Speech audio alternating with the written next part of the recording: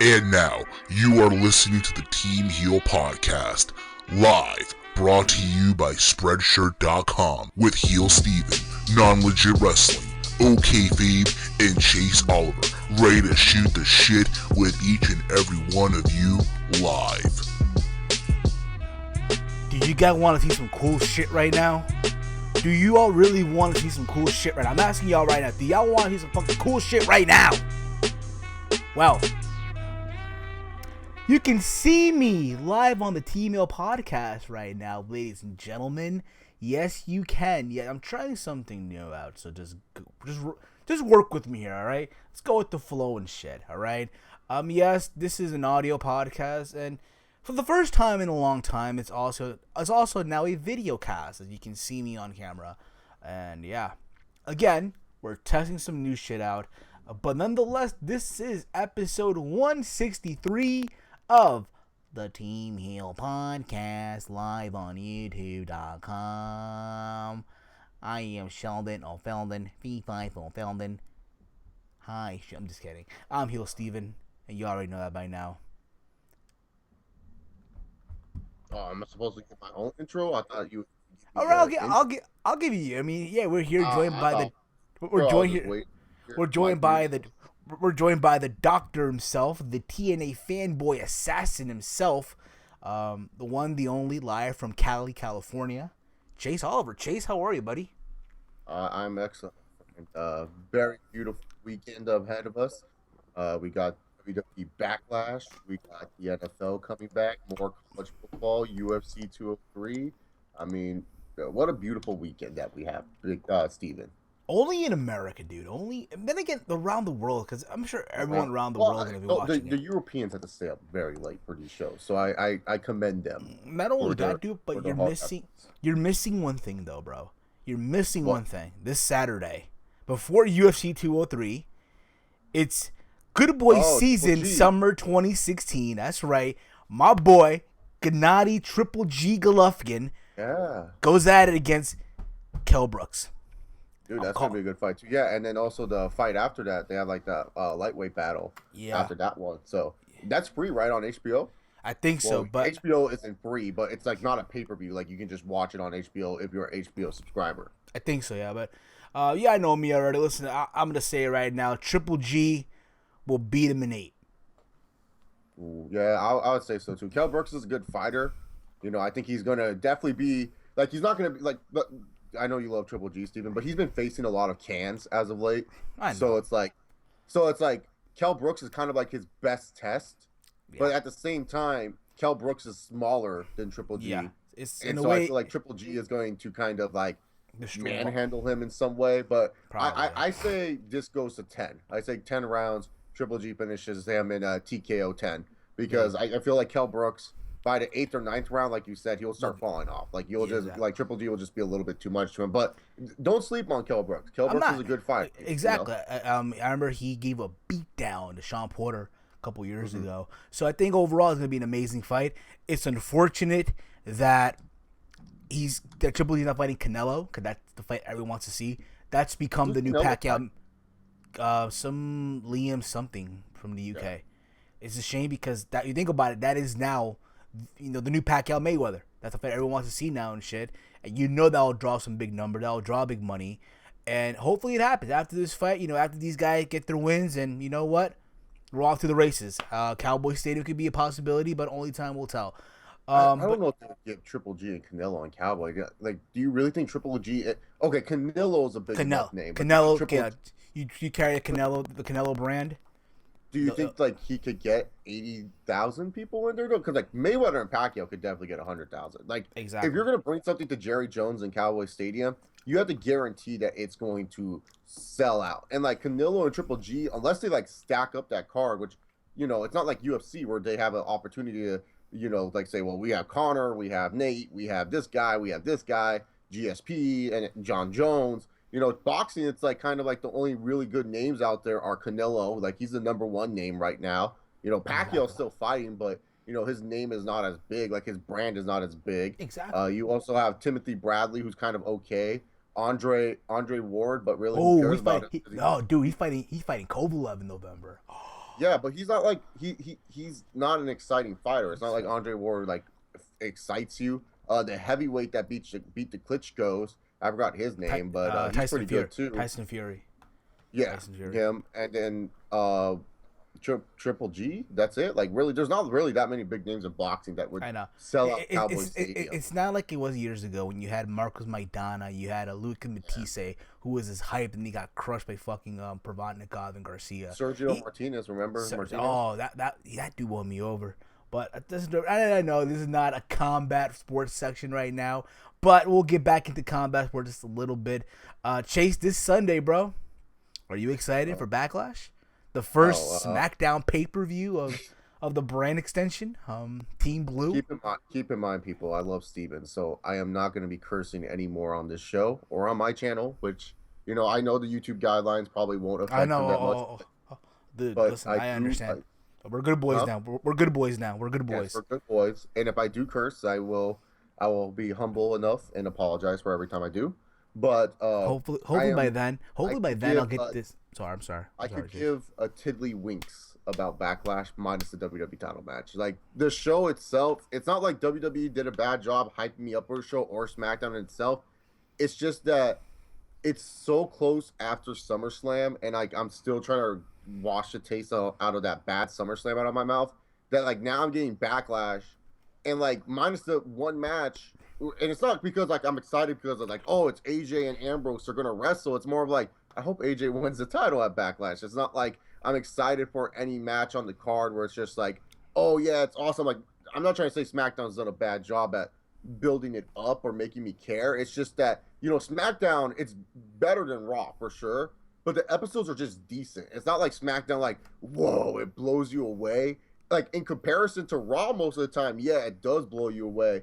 But it's just like SmackDown's just been kind of average. And so this pay-per-view to me just feels like an average show that I'm walking into. Like I'm just walking into it and I'm like, we're going to see what happens. And I don't know if it's going to be good or bad, but we'll see. So not really too excited for the Backlash show. Yeah, I'll be real though. I think for over the years though, when you talk to people about what pay-per-view you've wanted them to bring back, the one pay-per-view has always been his Backlash. You always heard Backlash. But I feel it more than anything, it's more because, not because of the tradition or anything like that. I think it's more for the scenario, the stage, if you will, that giant crane. Which, I'll be real with you guys, they're not going to have that this year. They're going to have the SmackDown setup as your Backlash, pay-per-view, if you will. But nonetheless, overall, I'll be honest, I agree with Chase. It's not a card that you can say, oh my God, this is what's exciting. Or if we didn't have the WWE Network, this is a card, I'll be honest, that I would not be paying $50 for. Even if that, I'm sure all of us were illegally streaming this shit.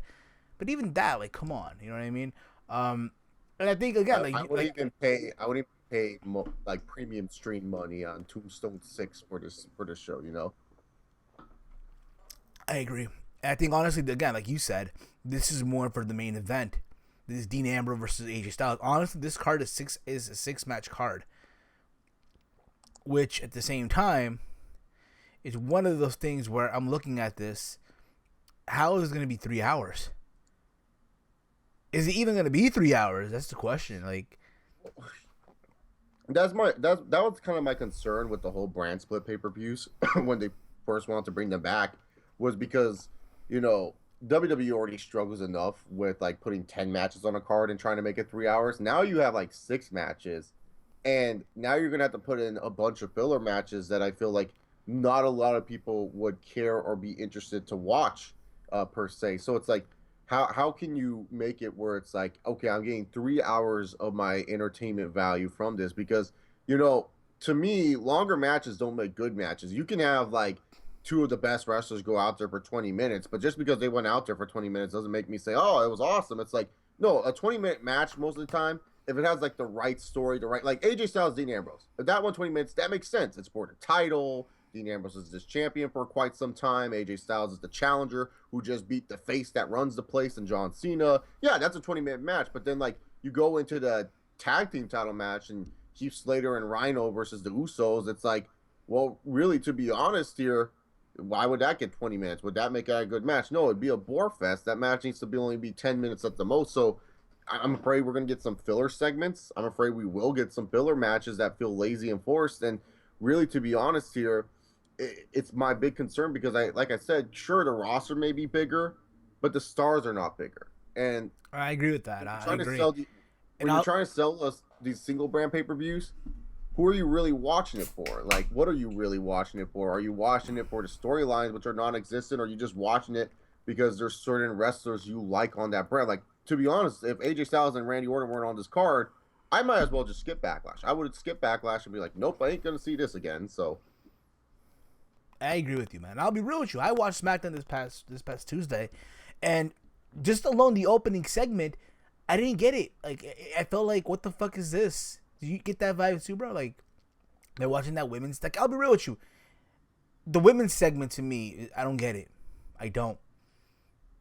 I'm in a loop right now. Like, what the fuck is this? The women's segment was trash. It was like, look, the thing is WWE's half-assed with the whole women's evolution. They want to say, oh, we care about the women, but they honestly don't. Like, they just care for the Raw. You care for Raw. Huh? You care for the Raw women's division. SmackDown, I feel like, is just like, like, whatever. You know what I mean? Well, because, like, the women, they just, all the differences from women back in 5 years ago is that these women are better in-ring wrestlers. That's it.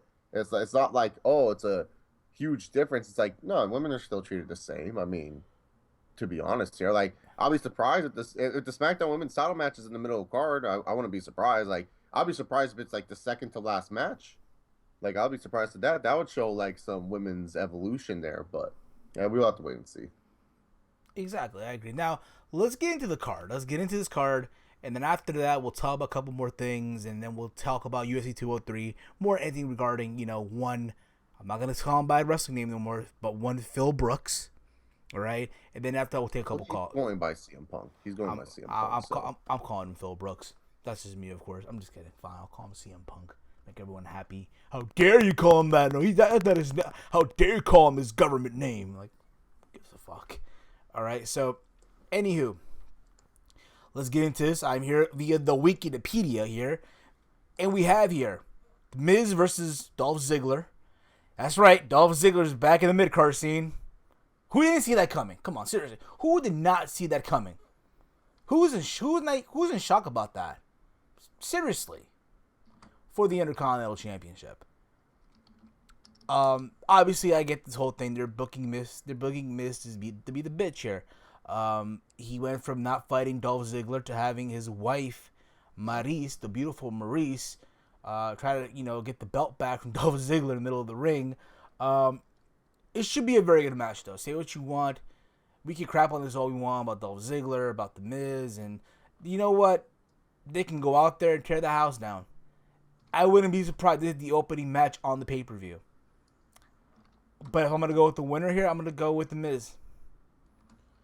I'm going with the Miz to retain. Ziggler is kind of whatever at this point, and it's a shame because Miz had Miz had some momentum, and it was like WWE did everything they could to ruin that momentum because I don't know what it is. They just don't like momentum at all with their superstars. So yeah. Exactly, dude. Like, you would think for a minute there that they would do something with Miz after that promo, right?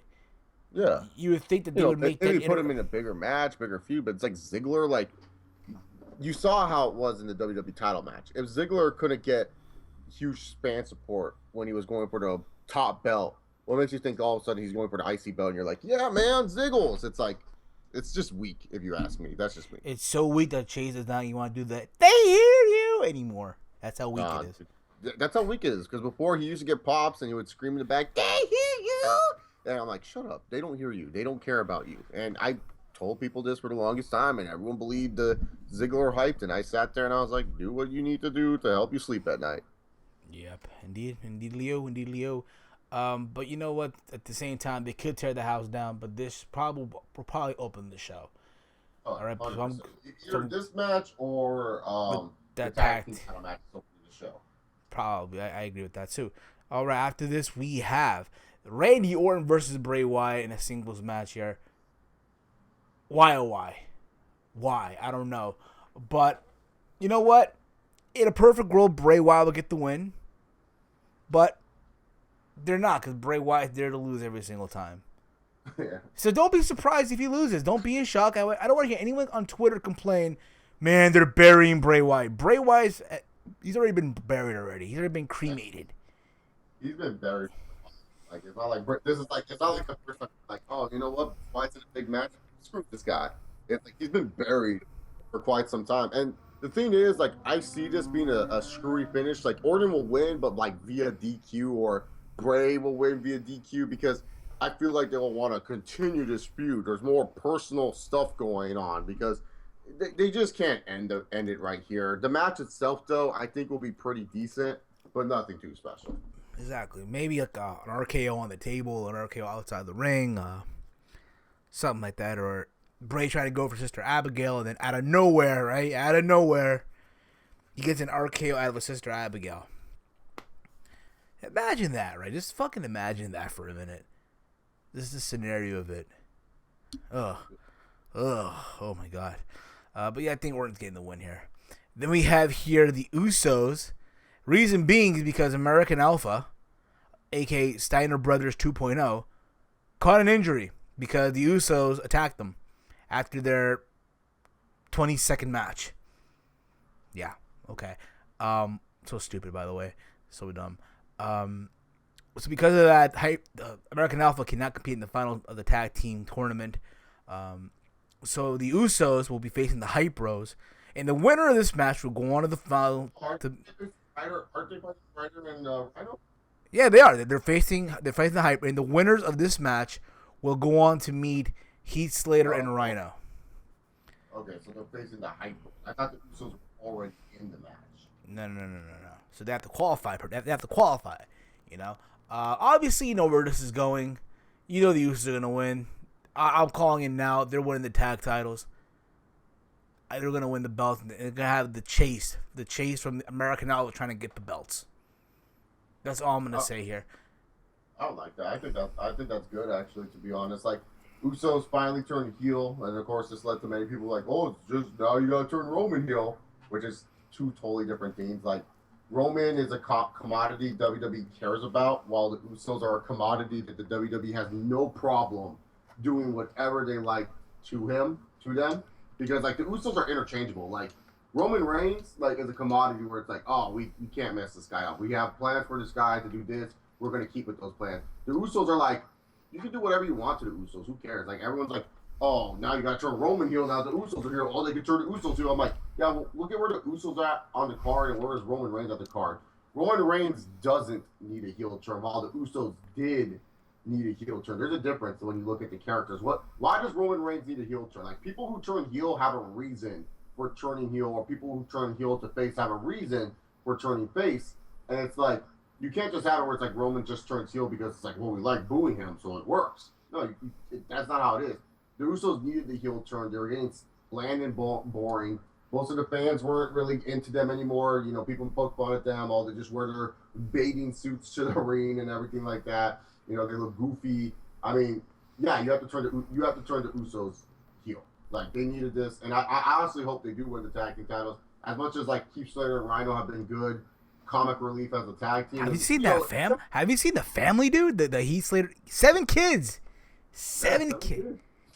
I mean, they've been good comic relief and everything like that. And yeah, you know, they could win the tag team titles, and I wouldn't be like, oh, that was the worst decision ever if they won the tag team titles. I would understand. I'd be like, oh, okay, they won the tag team titles. That's good. I'd be for it. I'd be for it for comedy purposes, but at the same time, though, I get where they're gonna go with it. They're gonna have the Usos win the belts. Yeah. By the way, guys in the chat, thank you all for writing in the chat. We got Spaz Feed, Kadeem Simon, the Straight Shooter, Michael Corvin.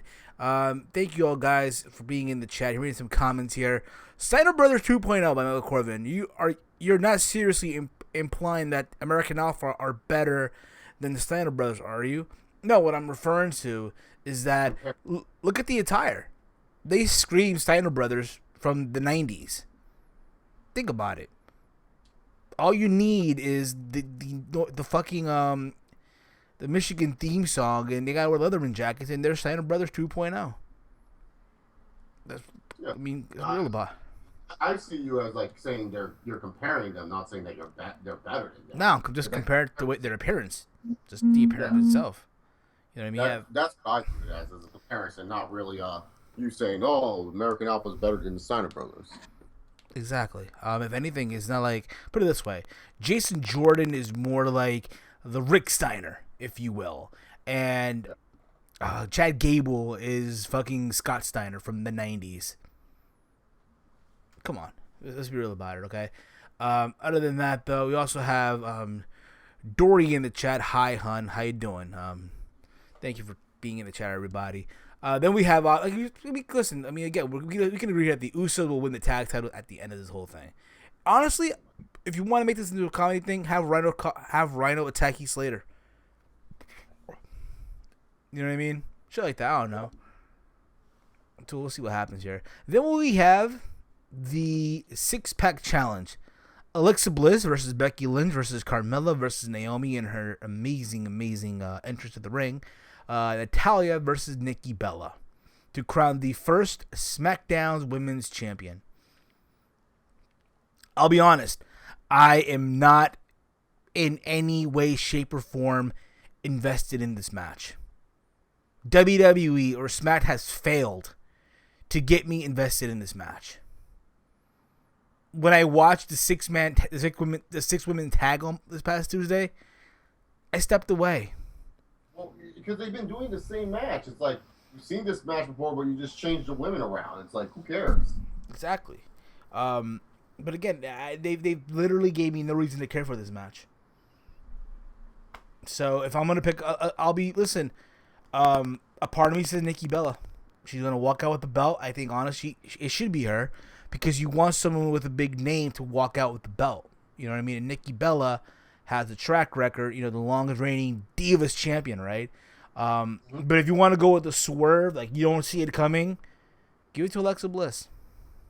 Yeah, I think those are like really, to be honest, the only two options that they kind of have.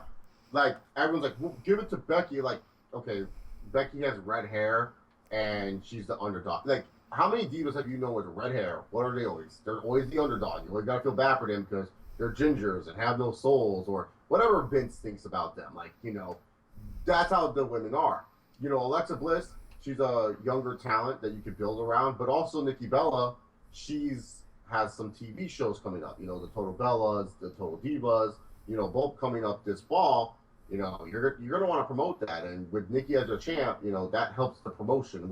No matter what people say, you know it's a business. You gotta promote good business, and you know the Total Bellas and the Total Divas. No matter what you think about it, it's good business in the reality TV world, and you want to showcase the champ Nikki Bella as much as you can. You know, Becky Lynch, her time will come. Like people don't understand.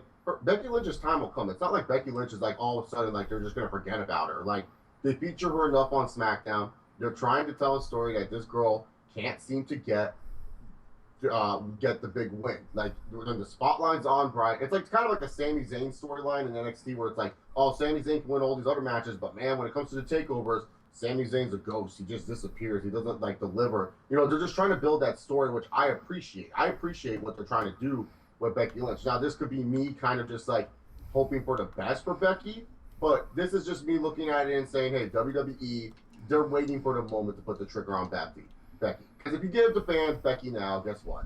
Then Exactly, they won't care about her. They won't care about her in 3 months. Exactly. Then after, she's going to have a whole-ass title reign, and everyone's going to be like, oh, Becky's such a boring champion. You got to give it to this diva that we like because she's better, and give it to her WWE. Like, no, just let it burn a little bit. Nikki Bella's over with the crowd to the point where it's just like, the crowd, you know, they're not going to completely love it, especially the hardcore fans, but most people aren't going to shit on it, you know? Yeah, not like that, but what's coming up real soon? Total Bellas. Yeah, no, that's what I was talking about, Steven. Like, they have the 2 shows coming up, the Divas and the Bellas. So you want to promote that. Absolutely. That's why I said Becky can wait. It's not like I say, oh, no, Becky Lynch should never hold the title. Like, no, give her the title when it means something. Like if you want to build her as the face of the Divas division for SmackDown, give it to her when it's like, oh, man, it's WrestleMania season. Yeah. Rumble season, you know what I mean? Let that chase begin at Summer Rumble and shit like that, you know what I mean? Yeah. But again, I think it should be Nikki Bella But if you want to go with the swerve, you give it to Alexa Bliss. You don't see it coming. There'd be a roll-up. You know what I mean? Because let's be real about it. Do you really want to see Carmella walk out? Hell no. No. If Carmella wins, that would be like the most disgraceful thing. Naomi, yeah, I agree. Naomi could get it too. I wouldn't mind Naomi because, again, she deserves it too. But what is she doing right now? Nothing. I'll be real with you guys. To me, Naomi is just an entrance. That's it. That's all it is right now with her, an entrance. And who else do they have in this match? That's it, right? That's all they have?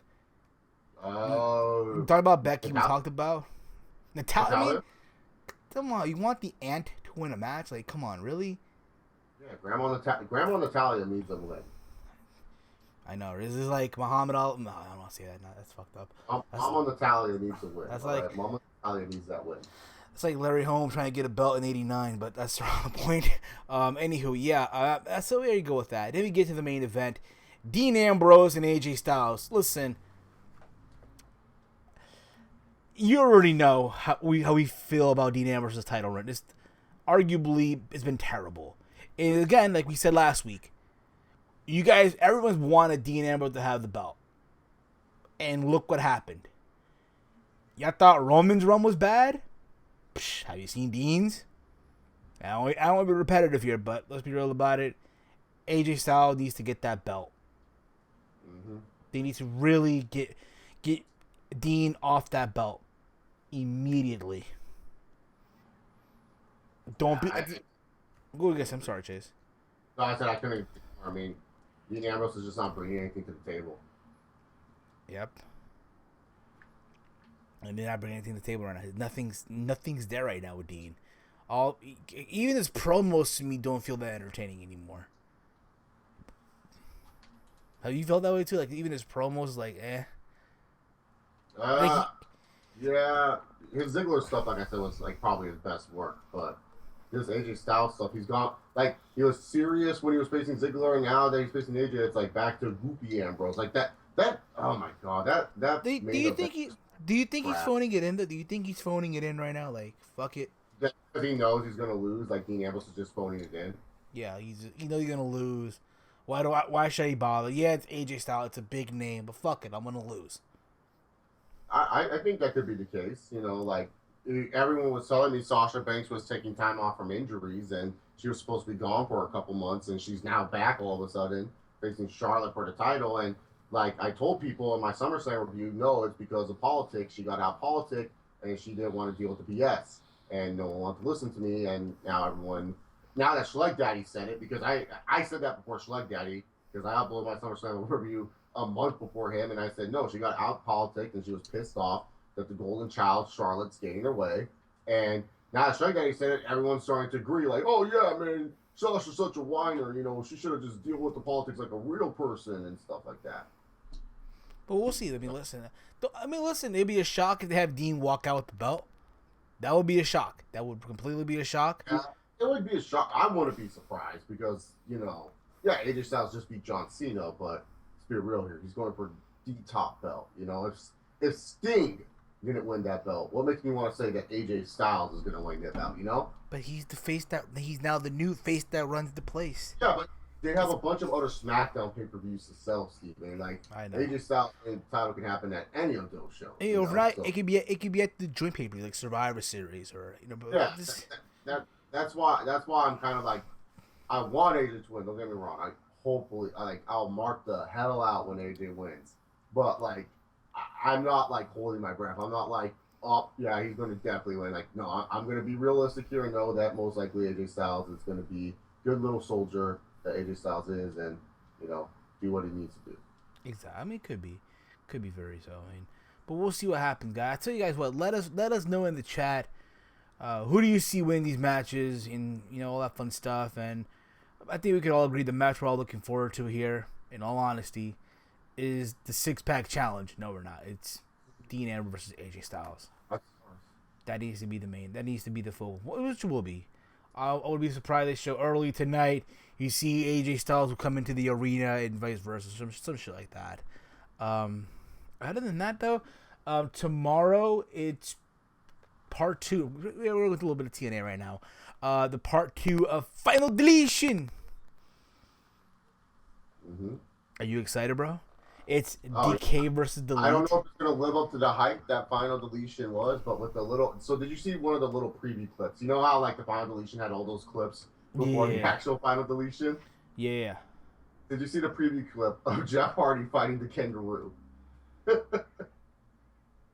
Did you see Brother Nero fight the kangaroo? Did you see that clip? I saw about it. It's hilarious. He's fighting a kangaroo. from Broken Matt's personal zoo. He made Brother Nero fight a kangaroo that has a spirit of Smoking Joe Frazier. And the reason why Brother Nero had to fight the kangaroo was so that way he could stop being a spot monkey and stuff like that. So that's just one of the preview clips.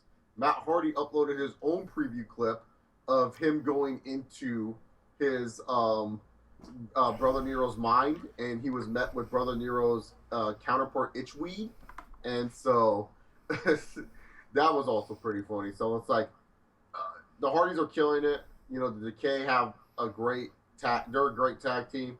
You know, this is something to look forward to. Like, honestly, it is something to look forward to. Will it live up to the expectations of the first Final Deletion? I don't know. The first Final Deletion, it was different. You did not know what to expect with that one, and the fact that it turned out so great was awesome. And everyone's like, "Oh, look at TNA going back to the Final Deletion barrel." Okay, it's easy to kind of like poke fun at TNA for doing that, but hey, if it's hot, you got to go with it. It's like kind of like with WWE. It's like they go back to some of the same stuff too, and we kind of give them a free pass where it's like, well, we know it's going to work. You know, the Final Deletion, by all accounts, it worked. It wasn't like this was like a theme that bombed and TNA's going back to it. It's like TNA's like, hey, this worked the first time. We have two teams that make sense in this situation. Let's run it. You know, would I rather have it that they had it at Bound for Glory instead of Impact? Absolutely. Air this at Bound for Glory, let those fans just sit back and watch this? Yeah. You mean the zone of impact? Yeah, the zone of impact, yes, excuse-moi. But, you know, it's easy to, like, poke fun at TNA and say, oh, they're going back to this, that's stupid, why, you know, why ruin the first one? It's like, you know, let's see how this one turns out first, and then we can kind of, you know, make our judgments on it. But I feel like, you know, since it worked the first time, and it really took over, it really got Matt Hardy's character, you know, a character that so many people were on the fence of. You know, it really took him to that stratosphere of like where everyone's like, oh, I love Broken Matt. Broken Matt's awesome and stuff like that. You know, maybe this can help out Broken Brother Nero. Maybe this can help out the Decay to some degree. So it's like, you know, I say go for it. Just keep, like, it'll be repetitive. They do it every week. But this is what, like 2 months after the first Final Deletion? Because the first Final Deletion was like middle of July. So, like, we're in September. So 2 months after, you know, that's not bad, you know, to go back to that well. You know, if you feel like it helps out, go right ahead. You know, but if it turns out to be bad, it's going to be bad. But, you know, as long as you're not doing it every week, you know. It's not like every week TNA is like, oh, well, we got to have Matt Hardy go delete EC3. So, Final Deletion, you know, it's like every once in a while they do it, you know. Exactly, yeah. So, yeah, like Jeff Hardy, I fade away now and set myself to obsolete. I say that every morning now when I get up out of bed.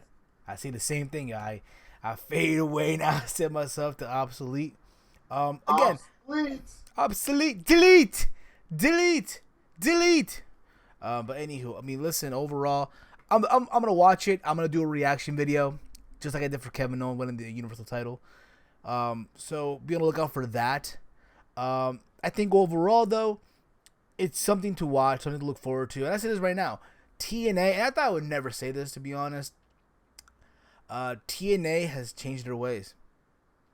They've gone leaps and bounds. They've improved. It's amazing. It's what we're seeing now. It's better than what they were doing on Destination America. And again, I can't wait to see what happens tomorrow. But yeah, dude. I mean, overall, I can't wait, dude. I'm just like right now stuck for word. Who would have thought Matt Hardy, Broken Matt, will be the talk of wrestling, dude? Yeah, Matt Hardy's like the most over guy in wrestling. It's like his character is just, because it's his character, you know. That's what people don't understand. You know, everyone's like, oh, Matt Hardy, why is he over? Why do people care about this idiot? It's like, it's because he has a character, unlike most of these wrestlers. Most of these wrestlers nowadays don't have what Matt Hardy does. I mean, when you think about it, it's like Matt Hardy's career, what was his best character before this one? V1. Yeah, the V1. And, like, you know, that was just funny because he was trying to lose weight. But this one, it's like, it's weird because it has the comedy aspects that a lot of wrestling fans like, because we like goofy and like we like over the top characters, and Matt Hardy brings that over the topness. But it's also like even like the serious fans can like him because he has like a dark side to him. He'll say he'll eat people and everything like that. So it's not like you're watching some goofy clown talking in a weird voice. It's like there's actually, there's actually something there to care about. There's actually something there to like really get behind. So it's just like there's a good character in there, and that's why he's over. And like if WWE McMahon show does not bring him in, Meek Mahon. Yeah, McMahon show. They don't bring him in ever. It's like they're making a foolish mistake because they gotta bring this guy into the WWE. Exactly. Who would have thought you want to see the Hardy Boy back in WWE in 2016? But like different, like because they're just funny now. Like this is probably one of Jeff Hardy's better runs in TNA. Like I still think his WWE run was like hell of a lot better because I loved watching Jeff Hardy chase for the WWE Championship. But Jeff Hardy's actually showing like, from a charisma standpoint of talking, this is probably Jeff Hardy's best run. Yeah. I'm reading the chat here, dude. Straight Shooter writes, TNA's going to bury the NFL tomorrow but since the decay but this is the decay or delete, I expect them to do fine. I wish there was a stipulation on the main event. DJ Kaz, hey, Panthers and Bronco versus delete or decay. Ding, Sing, NFL wins. It's crazy, though, right? Tomorrow the NFL begins, right? Tomorrow it begins the season officially. Super Bowl rematch. They got lucky with that one. That's a Super Bowl rematch. Shit. Wow, I thought Snitsky's Not My Own Fault Gimmick was a comedic character. I mean, I can't wait though to be real with you guys. I can't wait. TNA doing a lot of good things, especially with Bobby Lashley, Mike Bennett, Moose, Eli Drake. So many things going on that happening in TNA. Did you hear about the big breaking news about Cody Rhodes? Apparently, he'll be working for both Ring of Honor and TNA at the same time. Apparently, contract with both of them. Appearances. Yeah, appearances. Now, listen, if they bring Cody Rhodes to TNA, I'm all for it. I really am. But here's what I do request. I even heard about Del Rio too. Apparently, Del Rio is on his way to TNA also. Now, here's what I want to see happen. I'm all for them going in, but what I do not want to see is the bitter WWE guy going in. You know what I mean? Yeah, I hate those guys where it's like, oh, I gotta get my offer. And no offense to Sandow, aka Aaron Rex. I say Sandow because as much as he has the new TNA name and everything like that, most people still call him Sandow. Most people know him by Damian Sandow, and you think otherwise you're fooling yourself because he's Damian Sandow still. He hasn't changed. He's still Damian Sandow. Like coming in, like his promo was good, but it's just like, no, I get to do things my way, my time. Not even that, but dude, you know what it is though, bro? We hear it all the fucking time though. We hear it all the time. Like. This goes back to the day of Kurt Angle. Remember when he debuted in TNA? They showed, but they had a video package. He was in the studio recording like a shoot, and he was like talking down on WWE. Like I had the CEO of WWE tell me that a Olympic gold medal and a cup of coffee don't mean jack shit. Remember all that? And then Christian Cage, the same thing. Like it's this trend. Christian didn't really crap on WWE. But sort of did. He took a little peep at them though.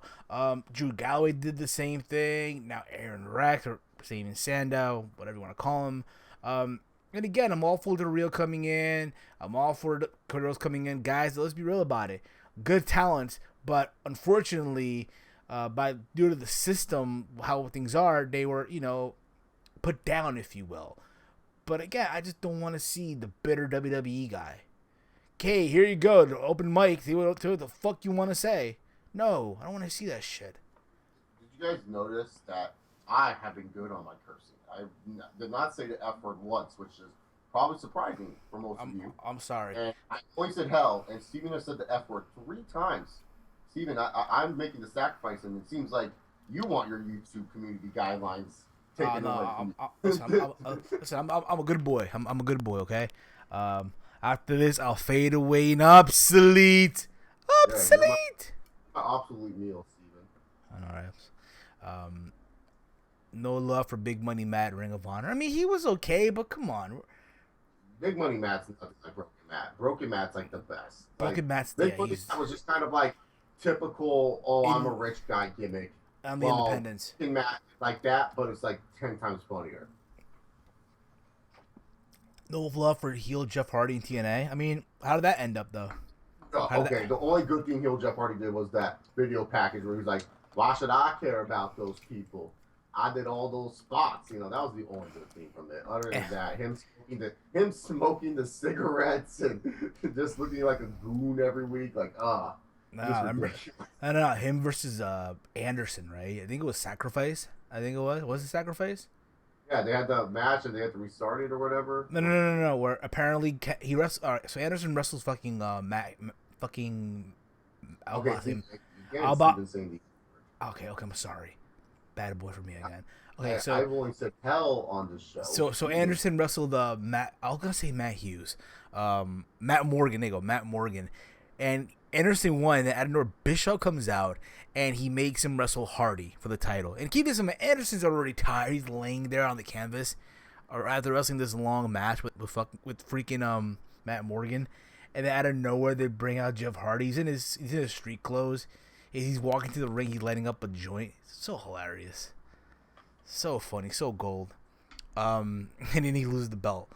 And obviously, this coming Saturday.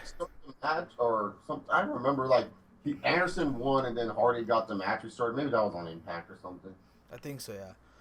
And also this Saturday, dude, UFC 203.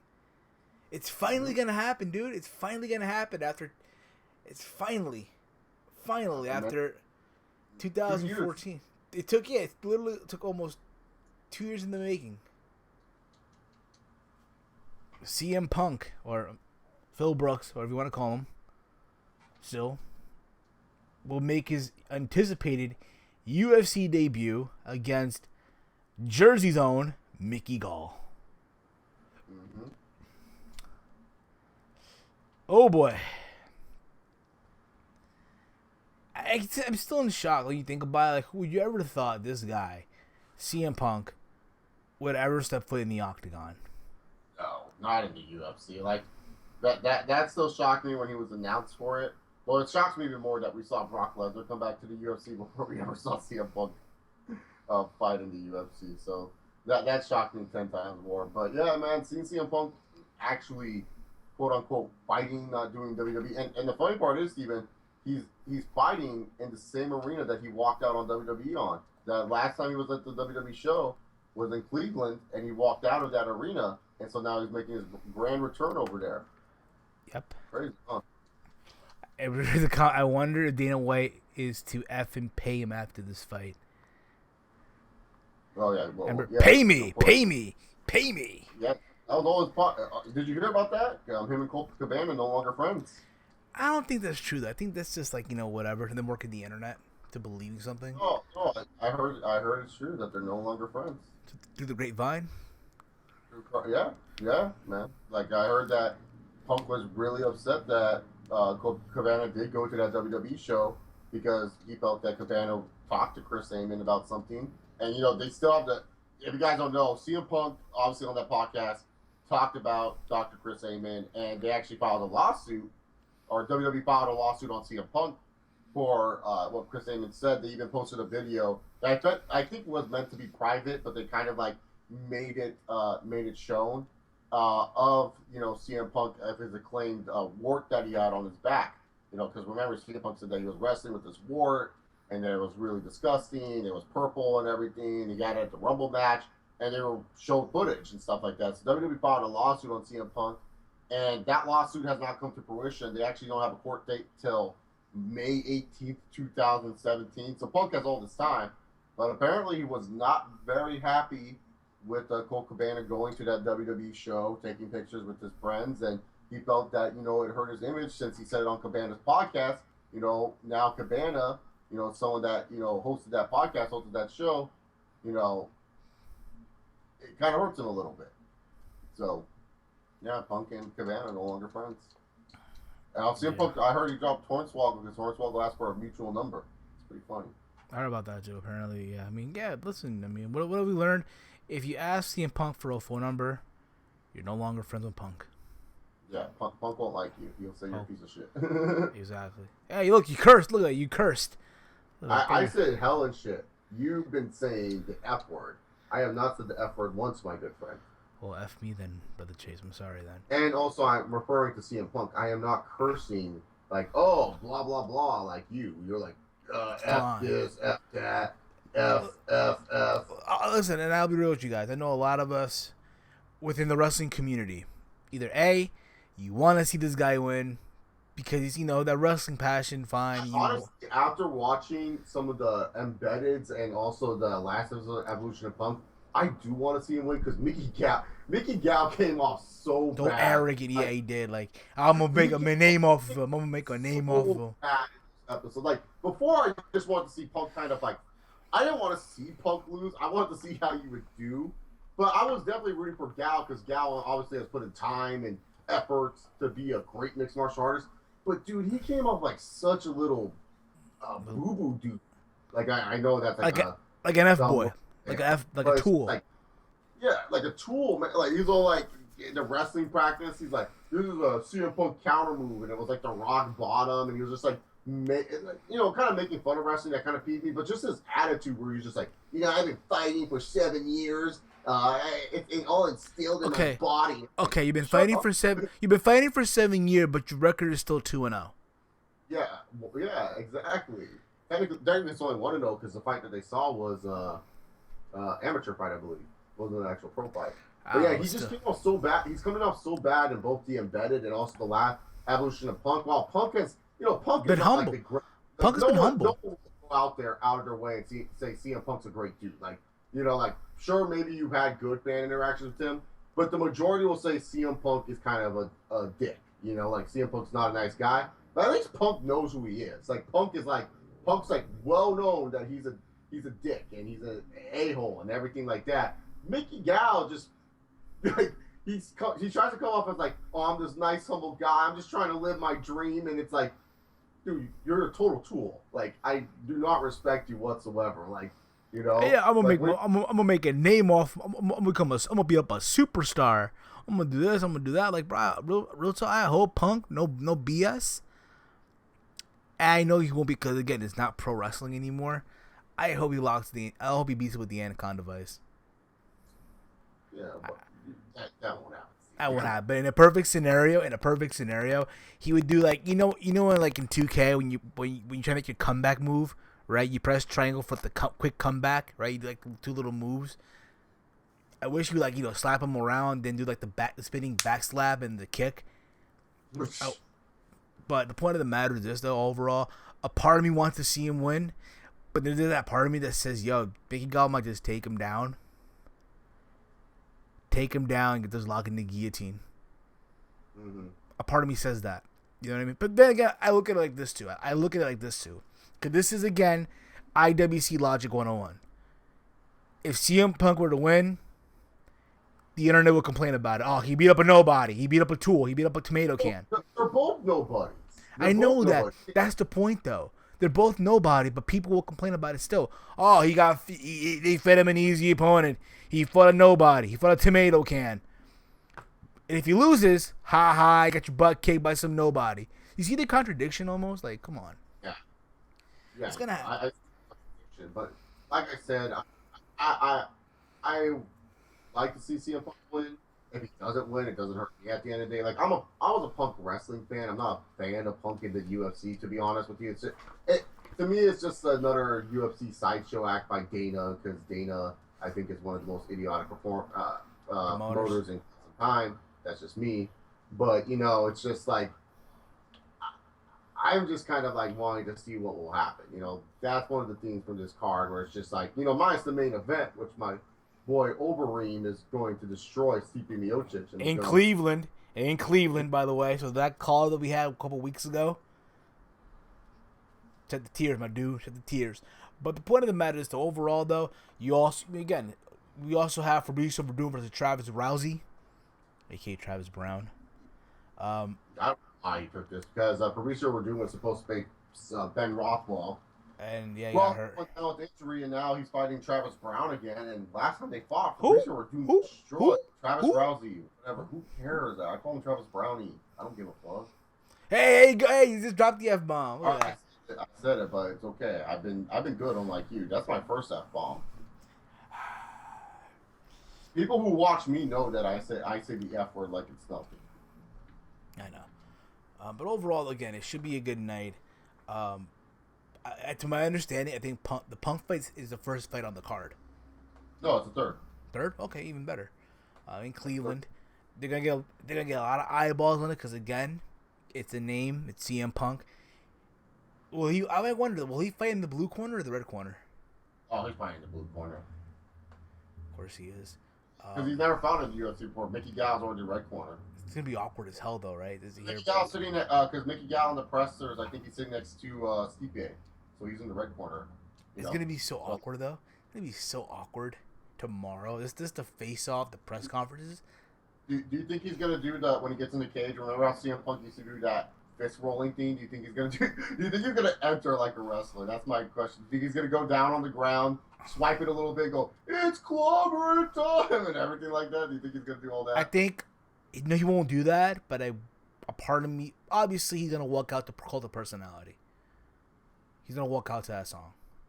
They're gonna play that in this as he walks to the cage. A car just honking outside my house, but whatever. But I see him doing that. It's clobbering time, something like that. Obviously, the fight fans will not get that.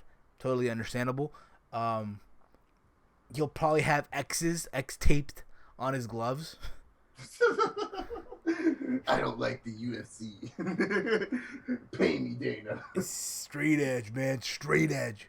It's funny because I was watching Joe Rogan podcast. It was him and Cerrone, and they're just roasting the shit out of him because of that. It's funny as hell.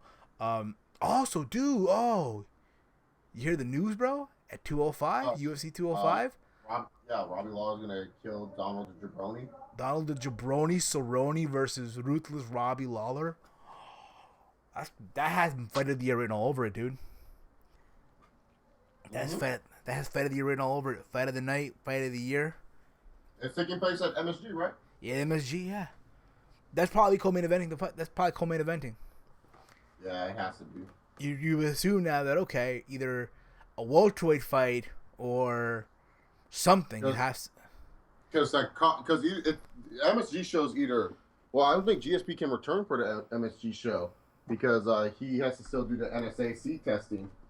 So apparently they're saying Yoel Romero versus Chris Weidman. That's another fight. On 205 or to main event? At 205. At UFC 205. Oh, okay. Like on 205, sure. Go ahead, main event. And I'm like, why? I think what's gonna main event. I think what's gonna main event is this is just me, of course. I think what's gonna main event is Conor versus Eddie Alvarez. Wait, what'd you say? Did you say McGregor Alvarez like I did? I think Conor wants to fight Eddie Alvarez now. I don't know why. I think you put Conor on that card and you make it where it's Conor.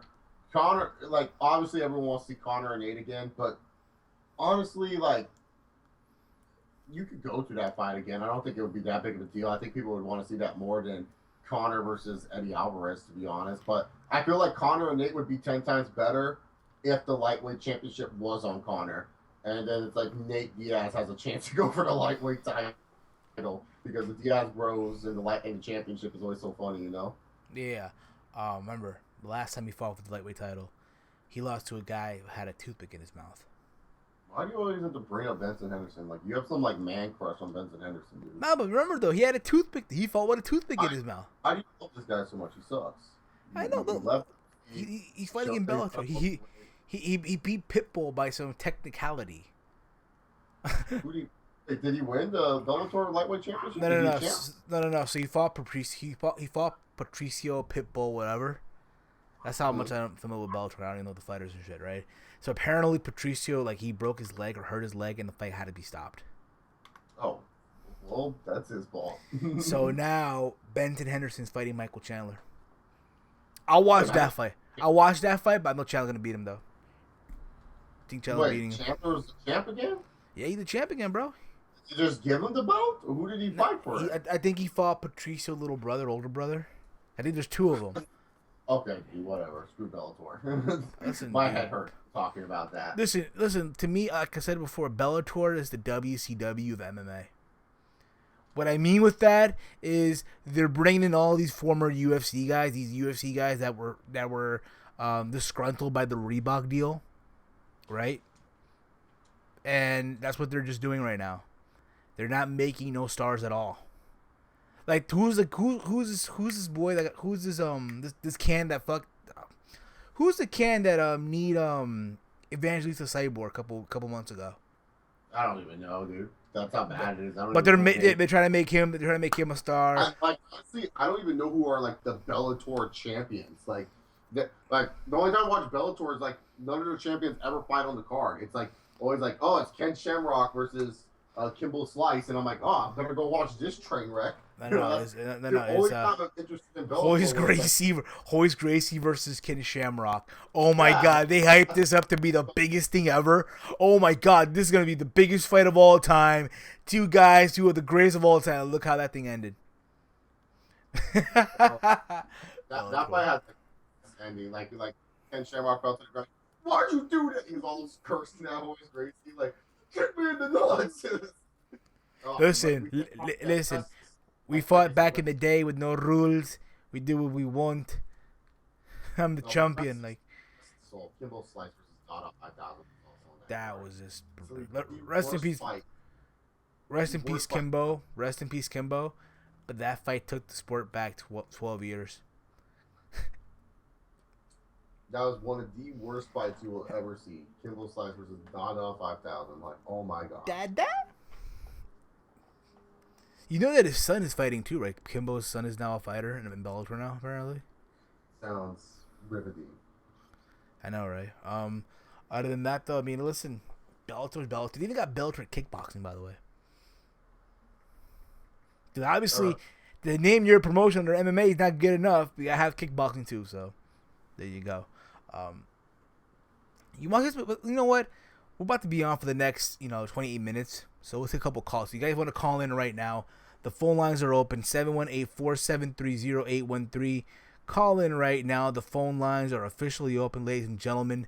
It's toll free. So you want to talk to us, talk to me, talk to Chase, ask us whatever you want. Come on, guys. We'll be. And the one thing Steven did not ask, which he asks every podcast, and I was very excited to tell the story, was Steven always asks us how we're doing. Now, obviously, we just jumped into things, and I wanted to tell Steven. And now, I don't know if you guys ever had this at work, and you guys Chase, call in. I would like. Well, Chase, how are you, bro? How have you been, though? How have you been? I am great. I am great, Steve. Thanks for asking. But I want you guys, when you call in, if you do have any experiences, what's your best day at work? Like, what was the best day ever? Because, we always like to look at the negative of work, besides the fact that, I'm making money doing this. Everyone likes to go in there, have a bad attitude, say, nothing's good at my work. My job sucks. I hate it. But I'm not going to lie. This past Saturday was one of the best days at work. So if you guys don't know where I work at a movie theater. And at the movie theater, we have a bar. And with the bar, I'm a bartender over there. So I came in Saturday morning, and one of my favorite managers, she's working that day. So it was like, set the mood right. It was like the easiest opening portion of the day. Just did my things. And then all I did was watch football. And the best part about having football on the TV, it made people feel comfortable about buying alcohol at 10 in the morning to go watch Pete's Dragon or whatever kid movie they're forcing to take their kids to. And, I made good tip money. I made $30 in tips, for a morning shift at a movie theater. That's pretty ballin'. So I made some extra cash. I watched football. I just cleaned. That was the best shift ever. I'll tell you about me. I just want to say, I want to know from you guys, what is your best shift ever? What was the best shift? What can you tell us about that day? Because there's more that I would want to say about the day. We actually have a caller right now. 336, you're on the air. What's your name and where you're from? What's up, guys? It's your boy DJ Cass. DJ Cass, what's up, brother? How you been, man? Just fine. And by the way, Chase, I work at a car dealership. That's honestly the best shift that I got and the best job that I get because one, love working on cars, and plus, I get good side tips when I help out some people that just come in for a job. So yeah, it's a good day. Yeah, So it's a good day every day. That's good. See, because like this day was just perfect. Like, and we'll get to DJ Cast in a minute, Steven. But I really want to talk about how great this day was because I even told all my managers how much I loved that Saturday. Like, I walked out of work with like the biggest smile on my face. And I like my job. Like, I really do love my job. I love my managers. I love how they like just make me do random stuff. It's great. But it's just like some days, like you're just kind of like, today was just all right. But this day was just awesome. Like college football just started. You know, I opened the bar, and like I said, the manager that opened, she's one of my absolute favorites. Like, love this girl. Wish her nothing but the best in her futures whenever she decides to leave. And she just came in. She was all like, just clean. And I said, okay. She told me what I needed to do. I did that for her. And then afterwards, she just sat at the bar as I had the football games on, and I felt like she was going to tell me to go do stuff, but, you know, we were busy in the morning. You know, for certain movies, we were busy, like, you know, the Morgan, the Don't Breathe, and the Peach Dragon. You know, those are the popular movies. And so anytime when it looked like she was about to tell me to go clean, thankfully a commercial hit. And what I would do would be cleaning during the commercial break. But for the most part, all I did was watch football. All I did was talk to my cool managers. And all I did was just clean. It was the best shift ever. I had so much fun, and I cannot wait to do this Saturday and Sunday because working bar, when you're in between sets for a movie theater, and you also have to work kitchen too, but our kitchen's kind of not like an official kitchen. It's kind of like a, you know, it has stuff, but it's not like an official kitchen. Okay. If you don't have anything to stock, guess what? All you get to do is sit back, relax. Watch your movie, watch your football, enjoy it. You know. Exactly. Dude, I'll tell you what. I'll tell you guys my best day of work, and then after the call. So DJ Cass, how you been, brother? Let me ask you, man. Are you excited? Are you excited for Final Deletion 2? The Final Deletion. Hell yeah, I'm excited for it. And honestly, I feel as if that this has honestly given the Hardys a career rebirth in a sense because they've just changed it up just so much. And I'm glad that Jeff's gotten in on the act as well, because it's like you have broken Matt Hardy with Brother Nero now in on the act. And honestly, I can't wait for the match at Bound for Glory against Decay. Actually, that's going to be very entertaining. And I think if the Hardys actually win the belt, it would be good for TNA and also good for their independent work as well. So TNA can get a little bit of exposure. I don't know about you guys, but if you there was actually a press conference featuring EC3 and Lashley for their world title, no holds barred main event. Say that again, man. Like I was just saying that like EC3 and Lashley had a press conference for their no holds barred match at Bound for Glory for the world title. Oh, I heard about that. I heard that. I saw the clip of it. Apparently, it's like they had this whole setup somewhere in the Impact Zone, press conference style. I think it's cool. I mean, they're really trying to put out there how serious their matches. Obviously, Bound for Glory, they're WrestleMania, so you want to put emphasis on how serious their match is by having sort of a mock press conference, if you will. Which I thought overall was pretty cool. What about you, Trey? What do you think, bro? I haven't really seen it yet, so I gotta check it out. Like, I'm behind on TNA because TNA comes on Thursdays, and that's normally like my long shift at work, where I work at like 5 and I close at 12:30 in the morning. So, you know, when I get home, my first thought is not like I gotta go watch this scintillating professional wrestling action. My first thought is, let me take a shower, let me listen to some music, and I'll watch TNA Saturday morning and stuff like that. Like, I'm watching Delete or Decay because I'm excited for that stuff, like, right when I get home Thursday. Like, I'm not going to sleep. I don't have a Friday shift. Well, actually, I gotta watch it because NBA 2K, the prelude comes out Friday, so gotta get ready for that. There you go. Hey, have you guys seen the new graphics and the for the new Madden game that came out the other week? The Madden 17? Yeah, have you seen? I actually think that the graphics on that thing look great, and I heard that that the commentary is supposed to be different. I can confirm they're great because I'm playing Madden 17 as we're talking, and it's pretty stunning. Are you winning, Chase? Are you winning the game right now, Chase? Are you winning?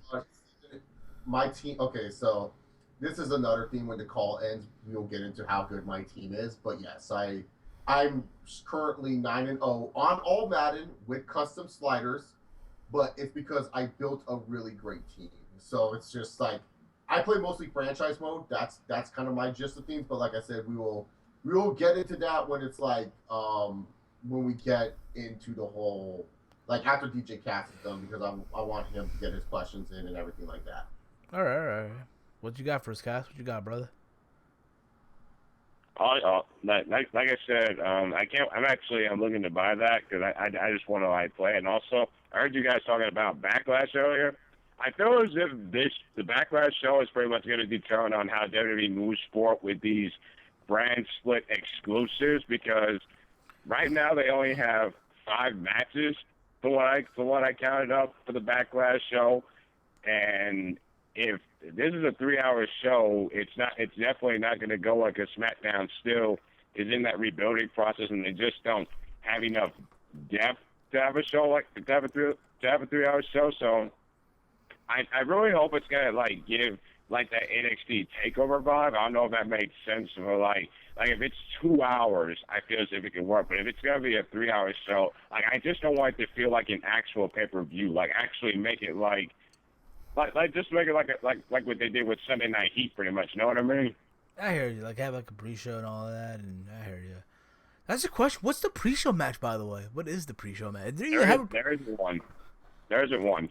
Damn, that's crazy. That's the first time I hear that, dude. Damn. I even heard apparently there's been talk of SmackDown. I heard this per OKFabe. He did a video on this. OKFabe. See, his new intro is stuck in my head. That's crazy, right? Apparently they're planning to add a cruiserweight division on SmackDown. Why? Apparently Vince. Isn't that Raw as a cruiserweight because they're 3 hours long and I need it. So apparently Vince logic, whatever Raw needs, SmackDown needs the same thing. And honestly, I mean, if anything, if you were to bring anyone from to SmackDown for the cruiserweight division, I bring Kota Ibushi, and that is if Kota does sign a deal. Though, if Kota does sign a deal, I bring him in. You make Kota Ibushi the face of that cruiserweight division on SmackDown. I don't give a fuck. But you make that guy the face of that division on SmackDown. To my understanding on Raw, Gargano, Gallagher, Cedric Alexander, TJ Perkins, fucking Manic is going to be on Raw. Who would have thought, right? Who would have thought? Now keep this in mind. A lot of these cruiserweight guys, yeah, they'll be on Raw, but they'll also be a main focal point of NXT as well, to my understanding. Just keep that in mind too. Now, Kaz, did you hear about this whole thing now? Apparently, word on the street is that apparently WWE threatening Paige to... Oh, yeah. Like, honestly, like, here's the thing. My thoughts on the whole, like, Paige Del Rio thing, I don't know about you guys, but I honestly don't know why this is even a thing. I don't know why people are talking about it. Like, seriously, who gives a crap? Like this is honestly something that wrestling fans should honestly not give a damn about. Like I said, people just going out like they're both adults. Like, seriously, you know what I mean, guys? It's just like, seriously, why is it even a thing? I think it's more because, yeah, it's crazy, the age gap. But at the same time, listen, love is love. Then again, I really shouldn't say that because I did see this meme on the internet where they said love is love, and they had a picture of a guy and a guy, a girl and a girl, and they had a picture of a guy and a girl, but the age was like the girl was 10, the guy was 36. So I really shouldn't say love is love. But you get what I'm saying, though. Love is love, because I know this from... I have a friend, and she's only a good spring of 19 years old, and she's dating a 46-year-old. And she's happy. So, whatever floats her boat, I know exactly. I think it's more or less, Paige has done so much to harm her image, like, to a lot of people. It's like, kind of like, that's why WWE wants to let her go, because, it's not like Paige has been like, Paige has had a great fall from grace. Mrs. Soraya Knight, or whatever her name is, her real life name, Soraya Jade Abivis. She's kind of fallen off a little bit. She's kind of gone off the rails, and WWE kind of like, she's kind of like one of WWE's like project children from NXT. You know, yeah, she never really got as over as she should have, but you know, they really look at her as like one of their own. You know, one of their like one of the ones that they built up from the ground. So of course they want to try to find out what's in their best interest. But you know, keep in mind Paige's age is like, you know, I'm 23. Trust me, I haven't made the best decisions in my life. I can only imagine Paige with a lot more money than I would ever dream to imagine, and you know, a lot more success than I would ever to imagine. She's probably not doing some smart things. While you know Sasha Banks, Charlotte, Bayley, and Becky are all like late 20s, early 30s, married to some degree or have been married. You know, they know adult life better than Paige. Paige is still, people forget, Paige is still youngin'. She's still super young. Not only that,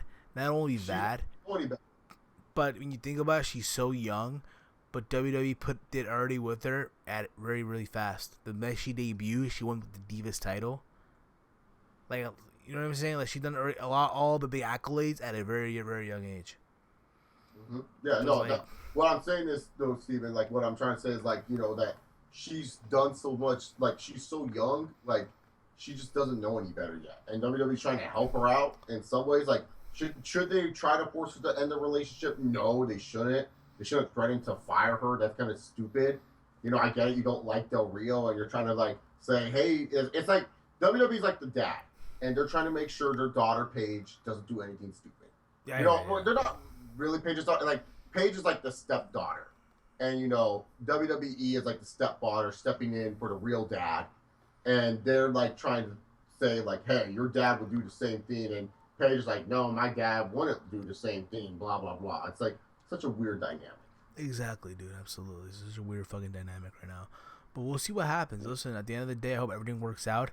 Apparently, from what I'm seeing is what apparently... I see Paige gone for the WWE. Because I can't either. That was, like, even though she's not really doing anything, she's still a good... I mean, she's only 24.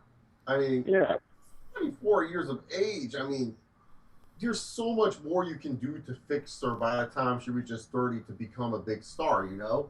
There's so much more she can learn under the WWE banner than her going to the independents and kind of just having, like, you know, so like, oh, independent success. Like, yeah, it's cool to have that independent success. Like, she's going to be successful on the independents, no matter what anyone says. Like, whoever thinks that, oh, Paige is not going to be good on the independents, you're stupid. Like, you obviously don't know that she has great name power on the independent scene. But I'd rather see her, you know, mature and grow under the WWE brass than have it where she goes to the independents and she makes more mistakes, because she's more likely to make more mistakes on the independents than she would on the WWE. Yeah, absolutely. Hey, look, guys, I'm going to go ahead and let y'all go. I'm watching NXT right now, so good luck with the rest of the show, yo, guys. All right, brother. Take it easy, my man. Be easy, brother. Later, Chase. Later, Steven. Peace out, brother. And that was DJ Cass, ladies and gentlemen. To Chase, what else would you want to say, dude, about the job, dude? That's so great, that's so glorious.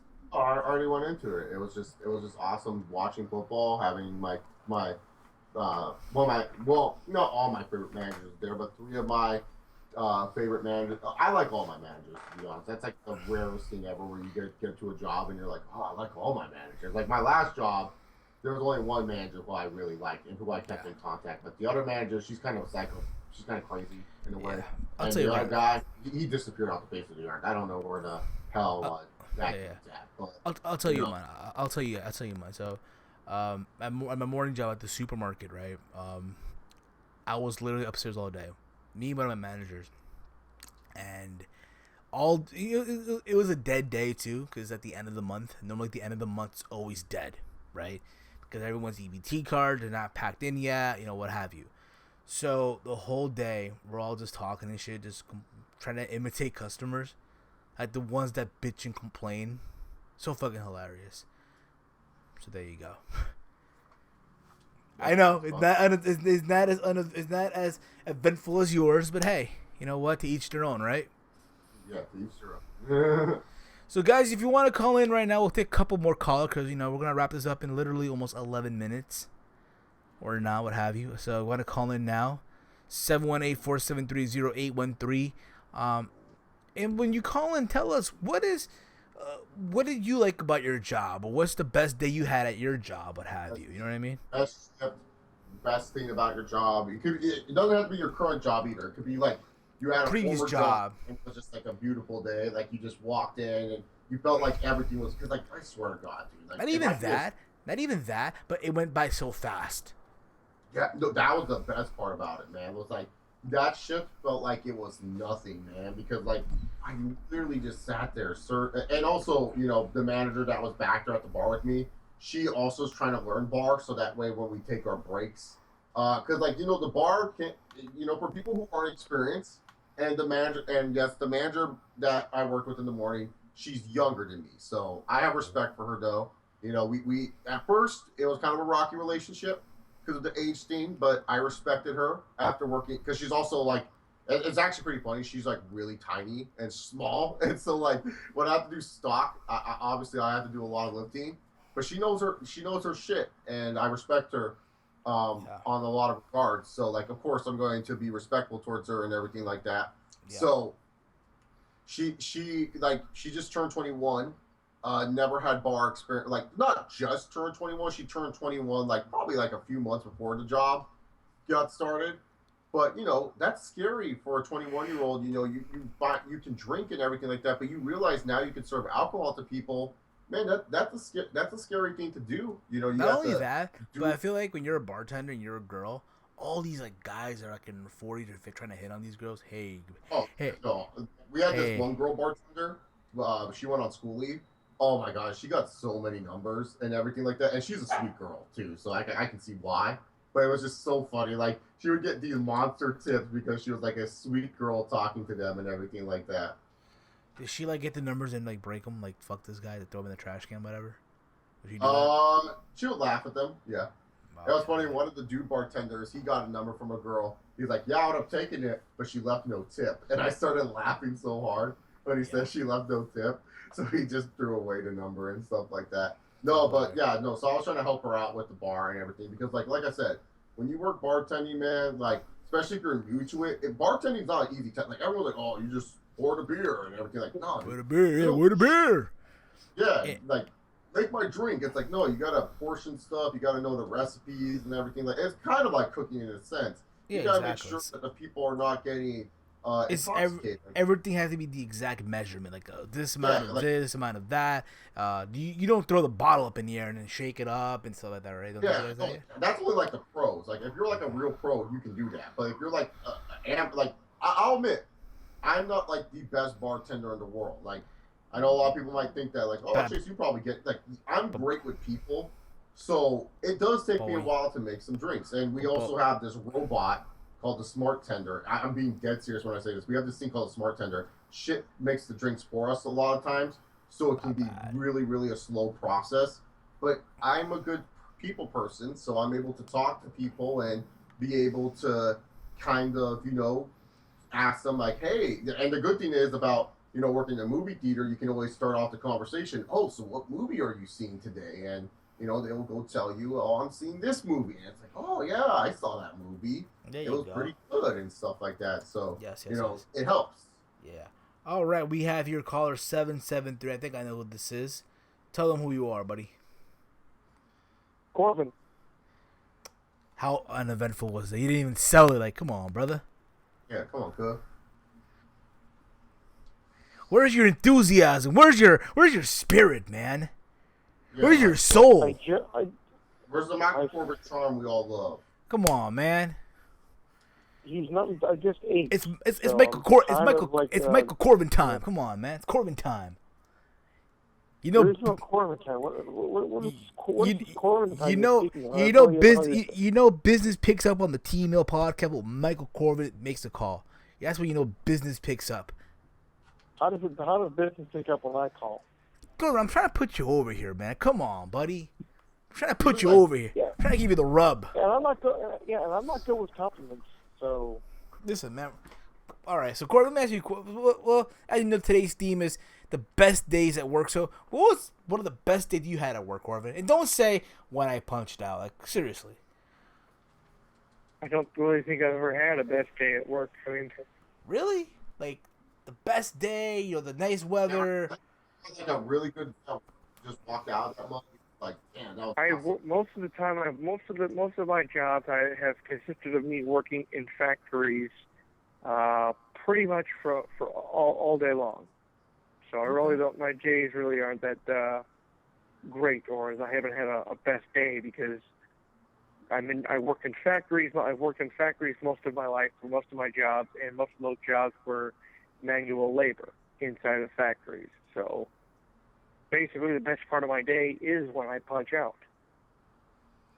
because I'm free. I get out and it's like, oh, I want to have to lift heavy stuff and put it everywhere or do stupid shit with this heavy stuff.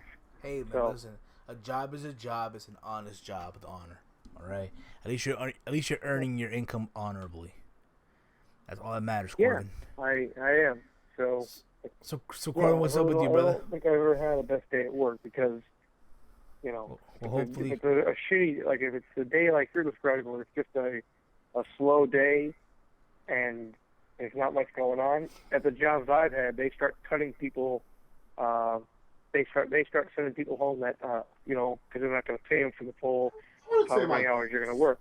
I wouldn't say my day was slow. Like, I was busy, but it was just like it didn't feel like it because I was watching football for. Exactly. Yeah. But Corbin, what you got for us today? But what you want to talk about, man? Because we work in the movie theaters, like once the movies are done going in, it's not like a lot of people want to get out of the movie theater to go buy alcohol. It's not like they're gonna be like, oh yeah, let me. Like, I get a couple people, but it's not like a lot of times. Well, Corbin, what you got for us, bro? What you got for us? What you want to talk about today, man? It's Corbin time. It's Corbin time. All right, yeah, sure. I guess I want to, talk about Backlash for a couple minutes or so. I really don't care much for the review so far. There's only 5 nights in a so probably gonna give it a shit ton of filler. You're not the only one, buddy. Not the only one. So, the only match I'm actually looking forward to is Bray Wyatt versus Randy Orton because I'm hoping Bray Wyatt will actually win instead of having to lose to Orton. Well, don't you still have hope, buddy? Well, Wyatt versus Orton doesn't really benefit anybody. Wyatt's on a bit of a losing streak, and Orton just got his shit pushed in by Lesnar. So both guys kind of need a win on a big show to kind of rebound. But Wyatt would need it more, but Orton's a more established star. So it's just not going to work. It's just going to be, no matter who wins and who loses, both guys kind of, it's just never, it's not a good outcome either way. I hear you, man, but I think at the end of the day, unless you're, someone who despises everything unless you're some people who despise Bray Wyatt and want to see him go back to Husky Harris and then job out and then get released and fade off into obscurity because apparently people think he's now a fake ass Undertaker. Hey, listen, dude, he has dreads now. He looks like one of those pirate bums from Pirates of the Caribbean. He rocks dreads now, but it's not bad. I wouldn't say he's Jack Sparrow, but he's basically just Wyatt has been pretty much fucking ruined he's been ruined. There's got to be a way to fix the man, and I know there can be a way. I believe in Bray Wyatt, well, let me ask you a question. Well, Corbin, let me ask you this question, Corbin. Let me ask you this question. What do you think needs to happen to revive one Bray Wyatt?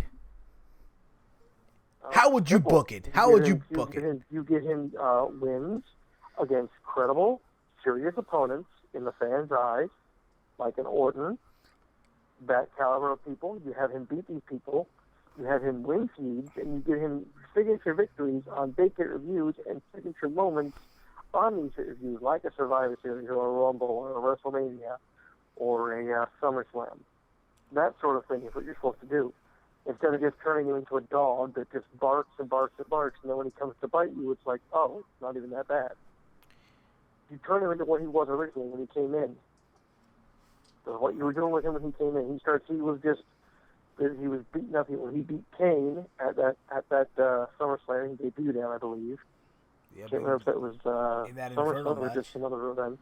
That was an Inferno match. He beat Kane in an Inferno match. They were calling it a fire match. I don't know why they called that, because Johnny Cash was nowhere near that match. that stupid fire blanket at the end. Like, oh my god, that's so stupid. It was Well, absolutely. it was just stupid. But what do you expect with this, with the way they run the company now? 'Cause, I heard you, man. everything is just. I mean, the women's match is, I guess, is fine. I don't really have a dog in the fight. Becky wins, that's fine, and then more than likely, I think that they're going to have Nikki Bella win. I think we all can agree that they're more likely going to have her win. Yep. Which nothing wrong. Nothing would be wrong with that, to be honest, in my opinion.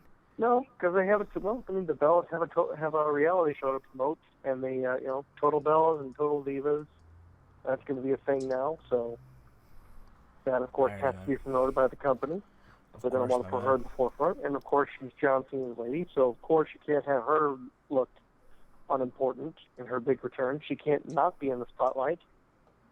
But if by some miracle, or if by some chance they decided not to go that route and they want to shock people and they want to just kind of, I guess, make everybody just go, wait, what?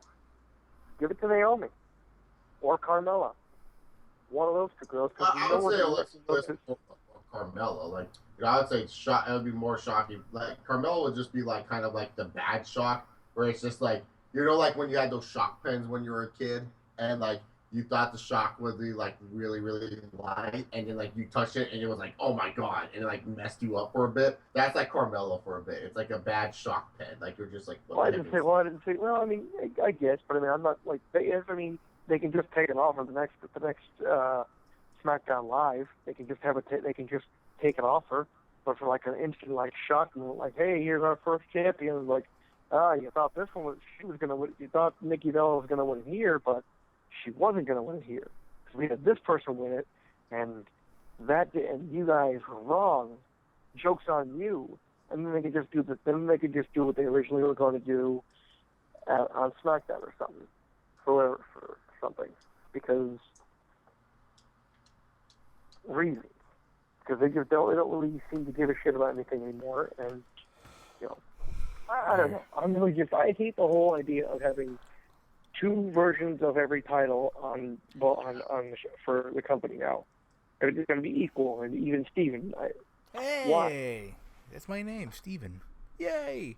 But yes. I heard. Yes, I know. I hear you, man. I'm sure you marked out every time somebody says Steven or even Steven. Well, to be fair, I mark out when I hear your name, Michael Corbin. I'm sure you do. I'm not really sure why, but hey, listen, it's Corbin. Listen, when you call on, dude, it's Corbin time, okay? It's Corbin time. Hey, look, I have no idea, but I appreciate you trying to make me seem more important than I am to the show. I hear everyone in the comments, they're probably saying, it's Corbin time. I don't know what they ain't. Steven, speaking of time, I'm out of the time. I hear you. I'll tell you what. I get ready. So, anyways, you guys can follow me on Twitter at ChaseOliver68, YouTube.com/ChaseOliver. When I get home today, Backlash 2016 preview predictions with my boys JD Venom and Gold Standard 000. Check that out once I get home. I got to go tutor. I love tutoring people. It's fun. Have a good one, Steven. You too, Michael Corbin. Try to find a good day at work. And, exactly, Corbin. That's all I got to say, boss. Exactly. Later. All right, buddy. Be easy, buddy. Be easy. So, Corbin, man, what else you got for me, bro? Talk to me here, bro. With your boy here. Talk to me. What else you got for me, bro? What else you got for me? I'm talking to you. Jesus Christ. Give me a second here. I just ate and I took a nap, but then I woke up. What you eat, bro? What you eat, bro? What you eat, bro? What do I eat? Yeah, what you eat, bro? What did you eat? I had a piece of pizza and some French fries. Ooh, from a local pizza place in my neighborhood. Okay, I love pizza. I like, for me, I don't know about you, but I like pizza with, chicken and bacon, some red onions, some peppers, and oh my god, barbecue sauce. Bruh. It was a slice of pizza. It was just a slice of cheese pizza, and that was it. That's all I got from there, and a bit of French fries, and then Dude, you sound like you're mad about the pizza you ate. You sound like, dude, the pizza, cheese pizza. Like, dude, you sound mad. Like, embrace it. Be proud, man. Be happy. The thing is, though, I think I may have eaten too fast because it's sort of not agreeing with me. That's maybe why I'm a little grumpy. So I do apologize for being not my normal cheerful self. But dude, what are you looking forward to on Backlash? I think like everyone else, it's the main event, AJ versus Ambrose, because obviously everyone's been anticipating AJ Styles finally becomes WWE World Heavyweight Champion. You know what I mean? I think everyone's been. Let's be real about it, right? If I would have told you in 2007 that AJ Styles one day be WWE Champion, would you believe me? You probably wouldn't. You probably would say to yourself, Heel Steven, you're talking shit right now. Get the fuck out of here, kid. Well, you're right. I probably would think you're actually talking crazy because I wouldn't have believed you. He is the equivalent of a mid-carder, Intercontinental Champ at best. And look at him now. I still believe that. I don't think he really is world material, but we'll see. How dare you, Michael Corvin, say that? How dare Look, you? he's fine. He's pretty good. He could be.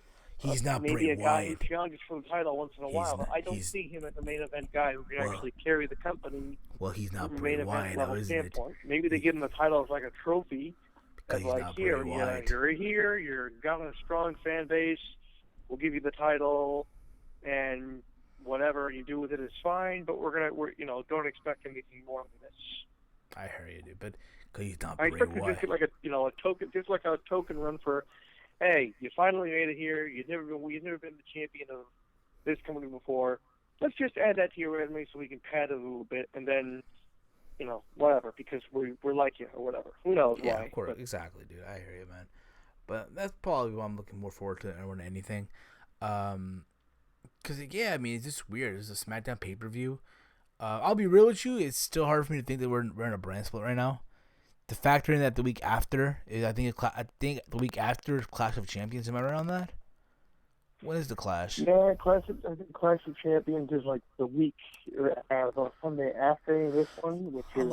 I'll look at They're it. not even going to give me a damn break in it with these fucking pay-per-views. I really think they should just have gone with, one pay-per-view a month for the brand, for the separate brand, and you have your pay-per-views. It's September 25th, so a couple weeks after. Oh, okay. It's not.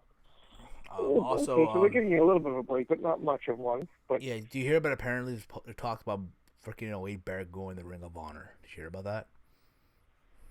I heard of it. I saw somebody post a screenshot of Prince Nana's Facebook where he met with Barrett, and apparently there's could be something to it, or maybe it's just some sort of way to just get himself talked about on the interwebs for a little bit, get some buzz for ROH and himself. Could be. And Wade Barrett, maybe. So you never really can tell with these things. Maybe Barrett is actually going back to wrestling. I thought he was taking a break for a while. Maybe that break is over. I mean, the way I look at it too, to be honest, the way I look at it too, because apparently Ring of Honor is going to the UK for the Reach for the Stars tour coming in November. I mean, you'd assume, right? Hey, get a big name out there, and voila, what I do. Yeah.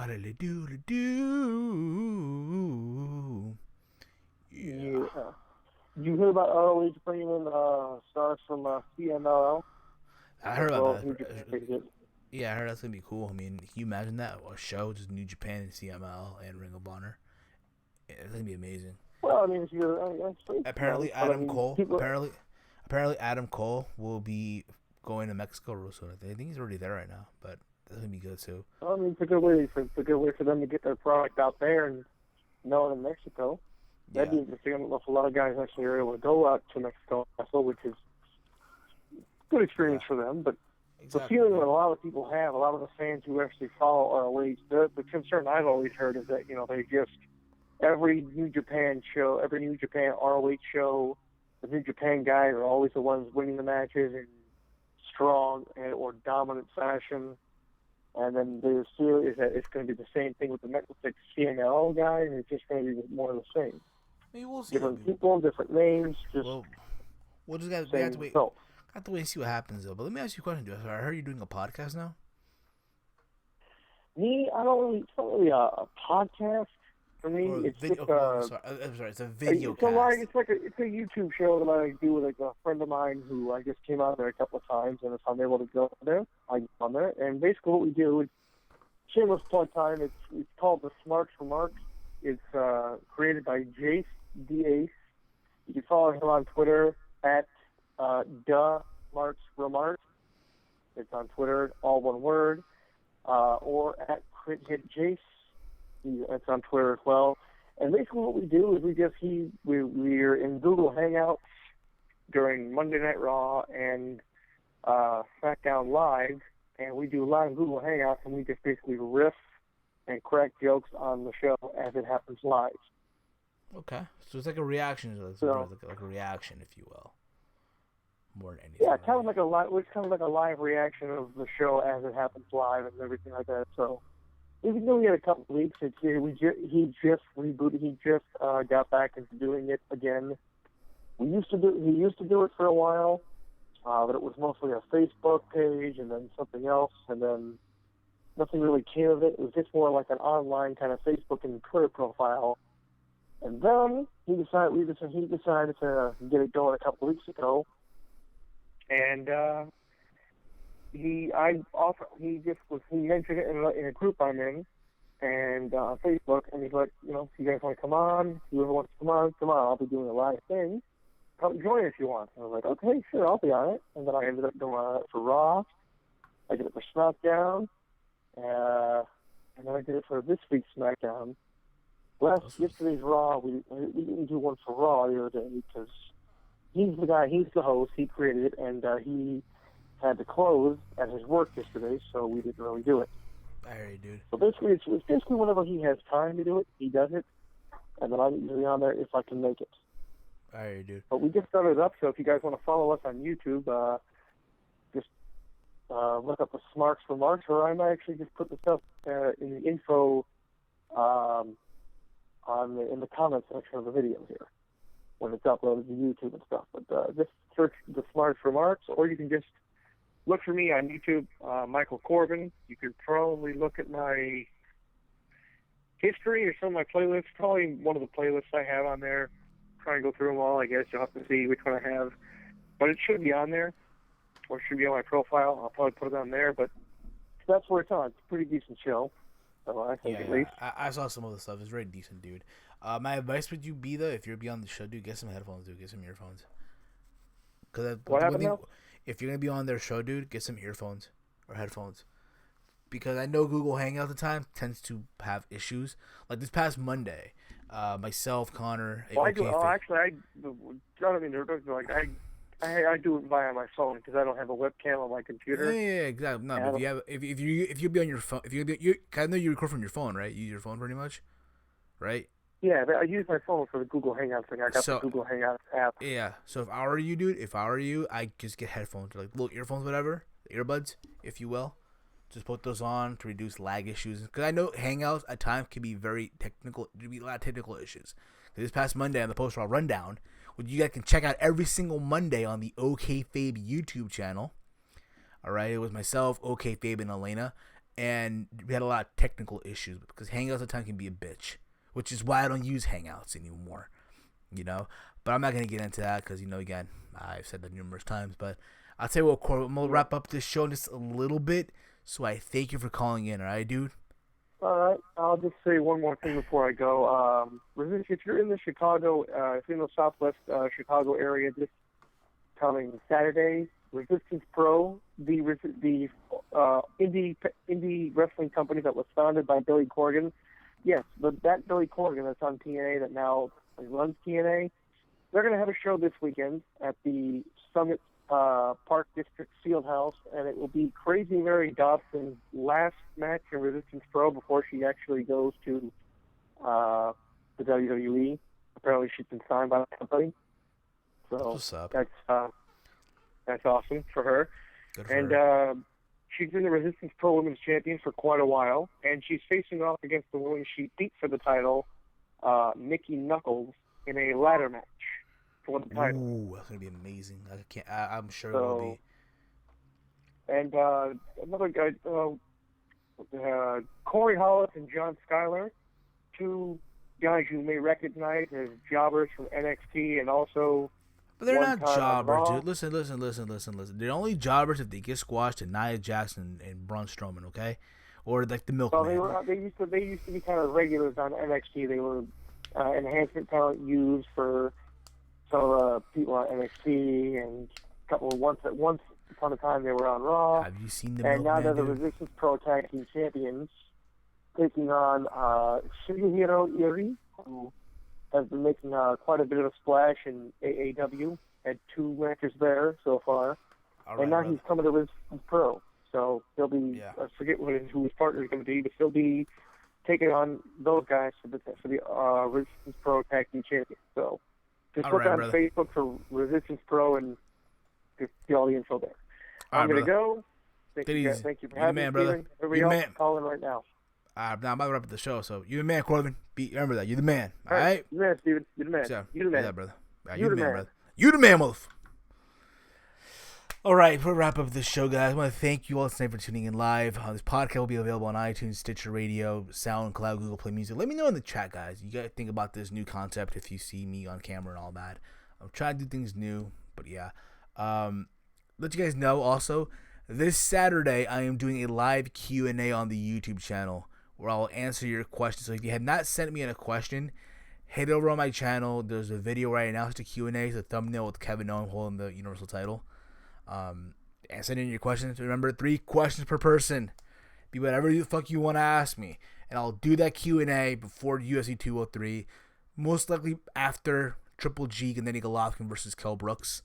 So yeah, I will most likely do a Backlash review live on the channel. I'm not sure yet.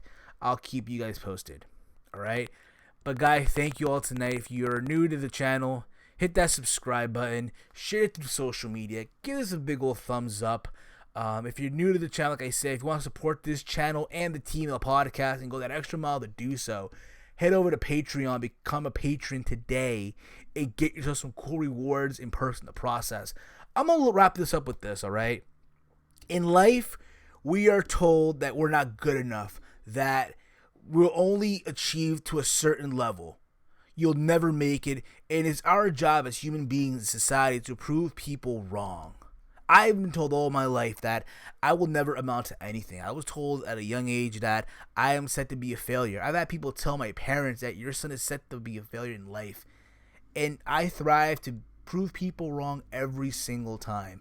I thank all of you guys for listening to this live, checking out my video, because again, at the end of the day, I do it for you guys, and I love each and every one of you guys. I mean, I say all the time, but I really do mean that, and I want you guys to know that, all right? And you know what? End of the day, if you guys fuck with me, I appreciate it, and I say thank you. If you don't, then you know what? It is what it is. You know, I'm gonna wrap it up now. Remember, guys, only us can make things happen. Only you can make things happen. All right? Don't let anyone tell you that you can't do it. Be proud of who you are. Follow me on Twitter at HeelSteven. Check me out on YouTube, as you can see right now. This podcast is again available on iTunes, Stitcher Radio, SoundCloud, Google Play Music. And with that being said, I'm HeelSteven. You can follow me on Twitter at HeelSteven. You can check out Knowledge of Wrestling, the most unactive YouTuber, if you will. But again, school's first, so that's how it goes. At Hey I'm Walter, it's his Twitter handle. At Hey I'm Walter, all one word. All right. Check him out on YouTube. I'm sure he'll do a video eventually. We've been saying that for the last 2 years, but that's around the point.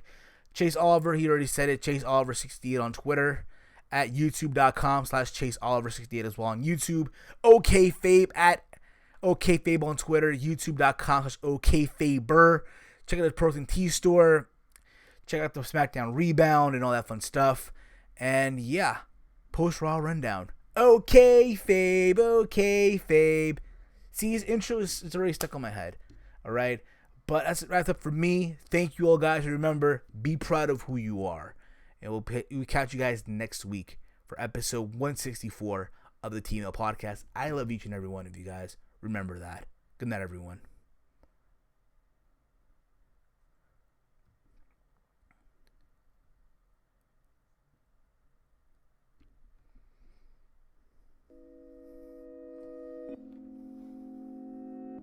This is a Chucky Beat production.